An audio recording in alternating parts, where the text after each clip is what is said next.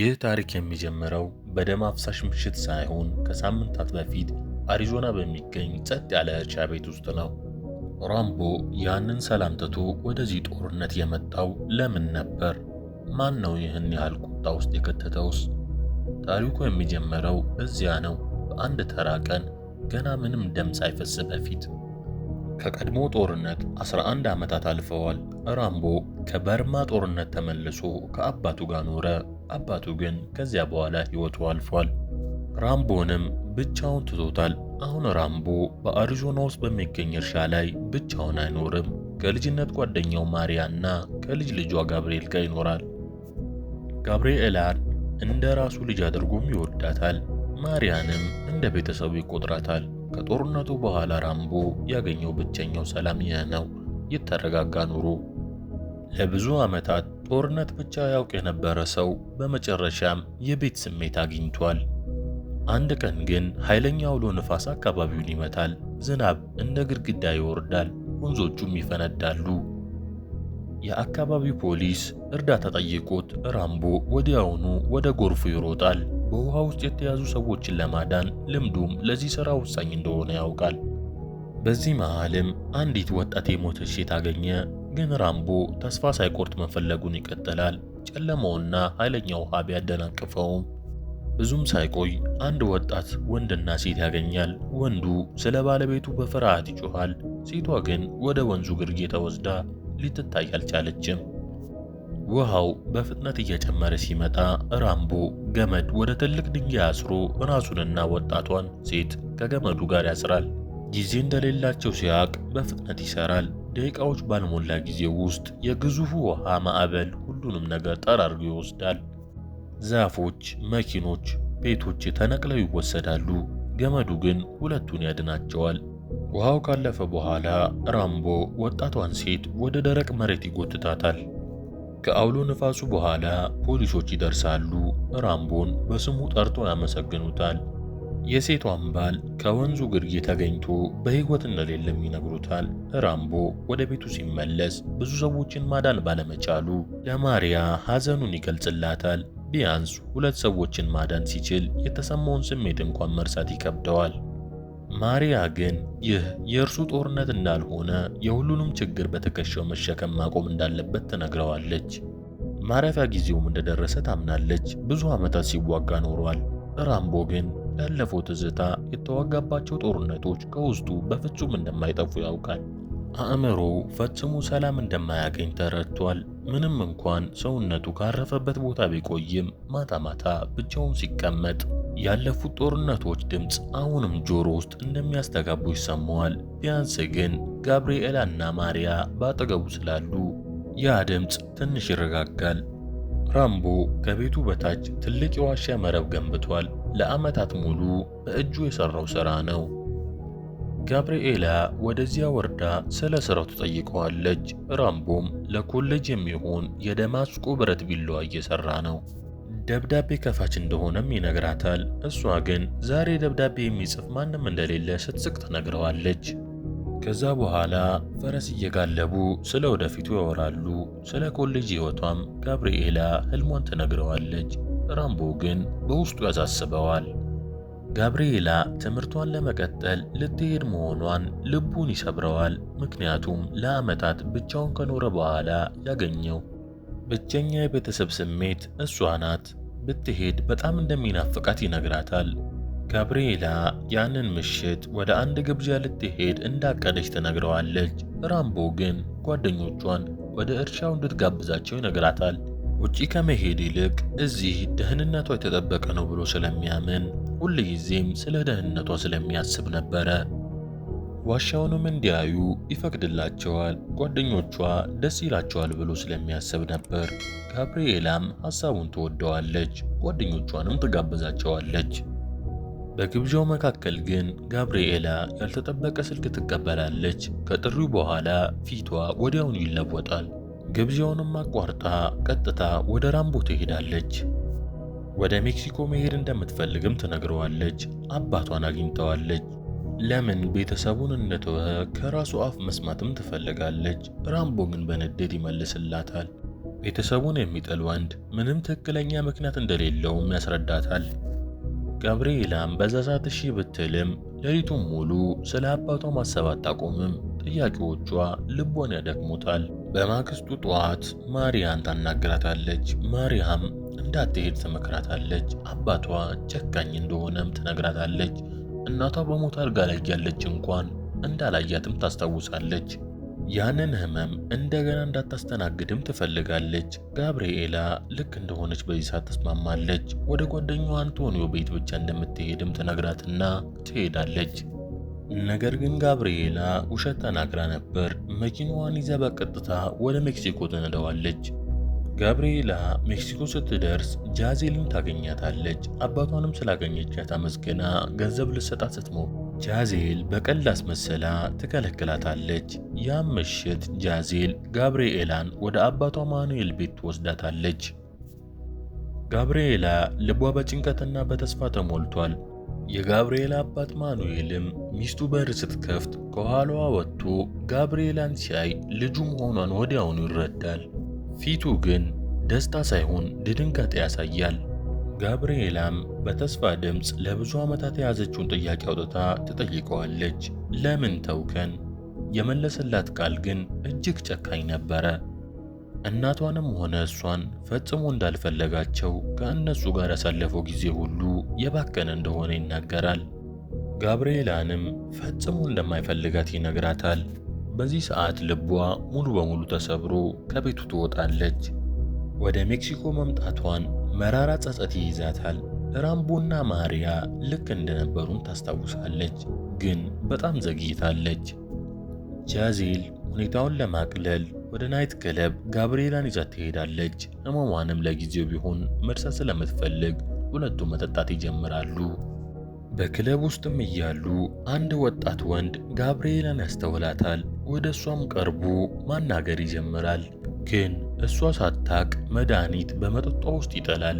ፈገግታውንም ምንም ጥርጣሬ አይፈጥርባትም ነበረ። ይሄ ልጅ የሚሰራው ግን ለሁጎ የተባለ የሜክሲኮ ወንጀለኛና ለታናሽ ወንድሙ ቪክተር ነበር። ሁለቱ ወጣት ሴቶችን አፍነው ወደ ሌሎች ሀገራት በመላክ ወደ አስከፊ ኑሮ የሚገፉ የሰዎች ዝውውር ድርጅት ይመራሉ። ንግዳቸውም ለብዙ ዓመታት ተስፋፍቷል። ቪክተር ኃይለኛ፣ ያልተጠበቀና ብዙ ጊዜ ደም የተጠማ ባህሪ ስላለው የድርጅቱ ደንበኞችም ጓደኞቹም ከሁጎ ጋር መስራት ይመርጣሉ። ይሄ ደግሞ ቪክተርን በእጅጉ ያናደዋል። ልክ እንደ አገልጋይ እየታየ ሁጎ ግን እንደ ንጉሥ ተይዞ ማየቱ ያናደው ነበረ። በአንድ ስብሰባ ላይ ተቆጥቶ ይጮሃል። ስብሰባውንም ትቶ ወደ መደበቂያቸው ይመለሳል። ቁጣው ገና አልበረደም። ወደ መደበቂያው ሲደርስ ጋብርኤላ ከመድኃኒቱ ተጽዕኖ እንቅልፍ ውስጥ እያለች ትገኛለች። ስትነቃ ታፈና እንደተወሰደች ትገነዘባለች። ብቻዋንም አይደለችም። ብዙ ወጣት ሴቶች እንደሷ ታፍነው በዚያው ክፍል ተይዘዋል። ሁሉም በፍርሃት ይንቀጠቀጣሉ። ቪክተር ሁሉንም ለማስፈራራት አንዷን ልጅ ደም እስኪፈሳት ድረስ ጨክኖ ይደበድባታል። በሕይወት መቆየት የሚችሉትም እሱ የሚለውን ነገር ካደረጉ ብቻ እንደሆነም ይነግራቸዋል። በሌላኛው ትዕይንት ደግሞ በእርሻ ቤቱ ማሪያ ጋብርኤላ ወደ ጓደኛዋ ቤት እንዳልደረሰች ትደውላለች። ድምጿ በጭንቀት ይንቀጠቀጣል። በዚህ ሰዓት ራምቦ ልቡ ይረበሻል። ጋብርኤላ ወደ ሜክሲኮ ሄዳ መሆኑንም ይረዳል። ማርያም በዚህ ሰዓት ትደነግጣለች፣ እንባዋም ይወርዳል። ራምቦ ግን ስሜቱን ውስጡ ይዞ ወደ ተግባር ይገባል። ከዛም ወደ ሜክሲኮ ተጉዞ መጀመሪያ ወደ ማኑኤል ቤት ይሄዳል። ጋብርኤላ የት እንዳለችም በቁጣ ይጠይቀዋል። ማኑኤል ግን ለመናገር ፈቃደኛ አይሆንም። በፍርሃት ወይም በእልህ ዝም ይላል። ራምቦ በዚህ ሰዓት ትዕግስቱ ስለሚያልቅ ወዲያውኑ ይደበድበዋል። ጋብርኤላ አንድ ነገር ሆና ከሆነ ተመልሶ መጥቶ እንደሚገለውም ያስጠነቅቀዋል። ከዚያ ወደ ጃዜል ይሄዳል። ጋብርኤላ ወዴት እንደሄደችም ይጠይቃታል። ጃዜል በመጀመሪያ ምንም አላውቅም ብትልም ራምቦ ማንነቷን ካረጋገጠ በኋላ በፍርሃት ተውጣ እውነቱን ትናገራለች። ጋብርኤላ አባቷን ካገኘች በኋላ አንድ ወጣት ወንድ ቀርቦ ወሰዳት። ደግ ልጅ ነው ብላ እንዳመነችም እያለቀሰች ትናገራለች። ራሷንም ትወቅሳለች። ራምቦ ያንን ወንድ ልጅ ጃዜል እንድታሳየው ጠይቃታል። ሁለቱም ውጪ ወጥተው ይጠብቃሉ። ብዙም ሳይቆይ ጃዜል ተጠርጣሪውን ትጠቁመዋለች። ራምቦ ከርቀት ይህን ሰው በጥንቃቄ ይከታተላል። ትክክለኛውን ጊዜም ይጠብቃል። ካርመን የተባለች ጋዜጠኛ ግን ራምቦ ተጠራጣሪውን ሲከታተል ታያለች። ባህሪውም ጥርጣሬ ይፈጥረባታል። እሷም ስውር ሆና ትከታተላቸዋለች። ራሷም ስለ ድርጅቱ ማስረጃ ስትሰበስብ ቆይታለች። ተጠራጣሪው ወደ መኪናው ማቆሚያ ሲገባ ራምቦ ይዘውና ወደ ግድግዳው ገፍቶ ይጠይቀዋል። የጋብርኤላን ፎቶም ያሳየዋል። ሰውየው መጀመሪያ ብዙ ልጃገረዶችን እንደሚያገኝ ፊቷን ማስታወስ እንደማይችልም ብሎ ይናገራል። ይሄ ራምቦን ያናድደዋል። ከዛም ራምቦ በኃይለኛው ሰውየውን መውጋት ይጀምራል። ሰውየውም መቋቋም ስላልቻለ ጋብርኤላ የት እንዳለች ይናዘዛል። አድራሻውንም ይሰጠዋል። ራምቦ ወደዚያ ቦታ ሊሄድ ሲል ግን የቪክተር ቡድን አባላት አንድ ሰው ጋብርኤላን እየፈለገ መሆኑን አስቀድመው ያውቃሉ። በየቦታው ተሰማርተው ራምቦን በፍጥነት ይለያሉ። ከበውትም ወደ ሜክሲኮ የመጣበትን ምክንያት ይጠይቁታል። ቁጥራቸው ብዙ ስለሆነ ማምለጫ ስፍራም የለውም። ሲፈትሹት የጋብርኤላን ፎቶ ያገኛሉ። ቪክተር እያፌዘ ጋብርኤላ ቀድሞ የቡድናቸው ሰለባ እንደሆነች ይነግረዋል። ደስ ብሎትም ይስቃል። ራምቦ ቁጣውን መቆጣጠር ስለማይችል ሊያጠቃቸው ይሞክራል። ቁጥራቸው ግን በጣም ስለሚበልጥ ይደበድቡታል። ከዛም ራምቦ ተይዞ ለቪክተር ፊት ይቆማል። እጆቹ ታስረው ጉልበቱ ላይ ተንበርክኮ ነበር። ቪክተር በቀዝቃዛ ድምፅ እነዚህ ልጆች ለእርሱም ሆነ ለደንበኞቹ ምንም ትርጉም እንደሌላቸው ይነግረዋል። ራምቦ ባይመጣ ኖሮ ችላ ብሎ ያልፈው እንደነበር፣ አሁን ግን ራምቦ በመምጣቱ ለጋብርኤላ ነገሮች እንዳከበደም ይነግረዋል። ቪክተርም በቢላዋ ራምቦ ፊት ላይ ትልቅ ጠባሳ ይተዋል። ራምቦም የህመም ስሜቱን ባይገልጽም አይኖቹ ያንን ዋጋ ይመዘግቡታል። ከዚያም ወደ ጋብርኤላ ይሄዳል። የራምቦን መታወቂያም ካርድ አሳይቷት ማን እንደሆነ ይጠይቃታል። ጋብርኤላ ግን ለመናገር ፈቃደኛ አትሆንም። ይህም ቪክተርን በጣም ያናድደዋል። መድኃኒት ወቅቶ ራሷን ስታ እንድትወድቅ ያደርጋታል። ፊቷ ላይም ጠባሳ ይተውባታል። በሌላ በኩል ደግሞ ራምቦ ክፉኛ ተጎድቶ በቆሻሻ መንገድ ላይ ተጥሏል። በህይወትም ነበር። ፊቱ ደም በደም ሆኖ ተሸፍኗል። ትንፋሹም በጣም ደካማ ነው። ካርመን ግን ትደርስለታለች። ወዲያውኑም ወስዳ ሐኪም ታሳየዋለች። ራሷም ትንከባከበዋለች። ከዛም ራምቦ ለ3 ቀናት ያክል ያገግማል። ራምቦ ጥንካሬውን መልሶ ማግኘት ሲጀምር ካርመንን ማን እንደሆነችና ለምን እንደረዳችውም ይጠይቃታል። ካርመን ራሷ ጋዜጠኛ መሆኗንና የእነዚህን ሰዎች ዝውውር ድርጅት እየመረመረች እንደሆነም ትነግረዋለች። የገዛ እህቷ በተመሳሳይ ቡድን ተይዛ ከ2 ዓመት በፊት ከመጠን ያለፈ መድኃኒት ወስዳ እንደሞተች ትገልጽለታለች። ድምጿ ውስጥ ያለው ህመም ግን ግልጽ ነው። ራምቦ ማንነታቸውን ብቻ ንገሪኝ ይላታል። ካርመን ግን ብዙ እንደሆኑና አደገኛም እንደሆኑ ትነግረዋለች። ብቻው መሄድም እብደት እንደሆነም ትነግረዋለች። ራምቦ ግን ጋብርኤላ ምን ያህል እየተሰቃየች እንደሆነ ብቻ እያሰበ ነው። በመጨረሻም ካርመን ተስማማና ወደ ቡድኑ መደበቂያ ትወስደዋለች። ከዛ ራምቦ ብቻውን ወደ ህንፃው ይገባል። ልክ እንደገባ መዋጋት ይጀምራል። ብዙ ዓመታት ያከማቸውን ችሎታ ሁሉ ተጠቅሞ በመንገድ ላይ ያገኘውን ሁሉ ይገድላል። የቪክተር ሰዎችም ሆኑ በህንፃ ውስጥ የነበሩ ደንበኞች ምንም አላቆመውም። ውጊያውን አልፎም በመጨረሻ ጋብርኤላን ያገኛታል። ራሷን ስታ በቁስል ተሸፍናና እጆቿ በመርፌ ምልክቶች ተሞልተዋሉ። ራምቦም ያነሳትና ከህንፃው ይወጣል። ልቡ ተሰብሮ ግን ተስፋ አልቆረጠም።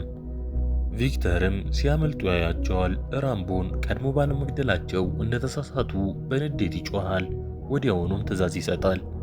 ከዛም ቪክተርና ቡድኑ ወዲያውኑ ማሳደድ ይጀምራሉ። መኪናቸውን አስነስተው በፍጥነት ይከተሉታል። ራምቦም መኪናውን እየነዳ ጋብርኤላን ንቁ እንድትሆን ይለምናታል። እሷን ማሳደግ ለእሱ የደረሰው ምርጥ ነገር እንደነበረም ይነግራታል። ደጋግሞም ያመሰግናታል። ድምፁ ግን ይንቀጠቀጣል። ጋብርኤላ ግን በእቅፍ ውስጥ ትሞታለች። ስሟንም በተደጋጋሚ ይጣራል፣ ግን ምላሽ የላትም። ራምቦም ልቡ ሙሉ በሙሉ ተሰብሮ ሬሳውን ይዞ ወደ ቤት ይመለሳል። ወደ ቤት ሲመለስም ማሪያ ይህን ስታይ ትደነግጣለች፣ ልቧም ይሰበራል። ቤቱ በጩኸት ይሞላል። ከዛም በኋላ የቀብር ስነ ስርዓቱ ይካሄዳል። ሁለቱም በሐዘን ይሰበራሉ። ከቀብሩ በኋላ ራምቦ ማሪያን ወደ ደህና ቦታ እንድትሄድ ይነግራታል። ጦርነት ውስጥ ሊገባ መሆኑን ስለሚያውቅ በአካባቢው ደህና እንደማትሆንም ይነግራታል። ማሪያ በመጀመሪያ ብትቃወመውም በመጨረሻም ተስማማለች። ራምቦም ማሪያ ስትሄድ ለጦርነቱ መዘጋጀት ይጀምራል። ከቤቱ በታች ያለውን የዋሻ መረብ በገዳይ ወጥመዶች ይሞላዋል። ወደዚያ የሚገባ ማንኛውም ሰው እንዳይወጣ አድርጎ ወጥመዱን ያዘጋጃል። አሮጌ ጦር መሳሪያዎቹንም ያዘጋጃል። ቀስቶቹን ይስላል፣ ቢላዎቹንም ይስላል። እያንዳንዱን መሳሪያ በጥንቃቄ ይፈትሻል። ወደ ተግባር ከመግባቱ በፊት ግን መጀመሪያ ወደ ሜክሲኮ ተመልሶ ካርመንን ያገኛታል። ጋብርኤላ በደረሰባት ጉዳትና በመድኃኒት ከመጠን ማለፍ እንደሞተችም ይነግራታል። ካርመንም በዜናው ትሰበራለች። እንባዋን መቆጣጠርም አልቻለችም። ሁለቱም ብቸኛው መንገድ ሁጎንና ቪክተር ስላደረጉት ነገር ዋጋ ማስከፈል መሆኑን ይረዳሉ። ካርመን አደገኛ መሆኑን ብታስጠነቅቀውም በመጨረሻ ተስማማና የቡድኑ መሪ አድራሻን ትሰጠዋለች። ራምቦም ወደዛ ቦታ ይሄዳል። በመንገዱ ላይ ያገኘውን ጠባቂ ሁሉ ጸጥ ብሎ ይገላቸዋል። አንዳቸውም ማንቂያ መስማት አይችሉም። እያንዳንዱ እርምጃ በጥንቃቄ የተሳለ ነው። ወደ ቪክተር ቤትም ደርሶ ጭንቅላቱን ቆርጦ በጭካኔ ይገድለዋል። በማግስቱ ጠዋት ቪክተር መገደሉ ዜና ይሆናል። ሁጎ ወደ ቦታው ደርሶ ወንድሙን ራስ አልባ ገላ ያገኛል። ፊቱ በድንጋጤ ይሞላል። ራምቦም ሆን ብሎ ፎቶ ትቶ ስለነበር ማን እንደገደለው ሁጎ ወዲያውኑ ይረዳል። ሁጎ በንዴት ሁሉንም ሰዎች ይሰበስብና የተደበቀ የጦር መሳሪያ ማከማቸውን ይከፍታል። ቡድኑን በጠመንጃና በፈንጂ ያስታጠቅና ወደ ራምቦ እርሻ ይሄዳል። ራምቦም ሙሉ በሙሉ ተዘጋጅቷል። እርሻውን ወደ ጦር ሜዳ ቀይሮታል። ጸጥታ ውስጥም ሆኖ ይጠብቃቸዋል። የሁጎ ሰዎች ወደ ንብረቱ ሲገቡ ራምቦ ጥቃቱን ይጀምራል። ፍንዳታዎች መኪናዎቹን ያወድማሉ። ከመኪናው ፍንዳታ የተረፉትም ወዲያውኑ ይሞታሉ።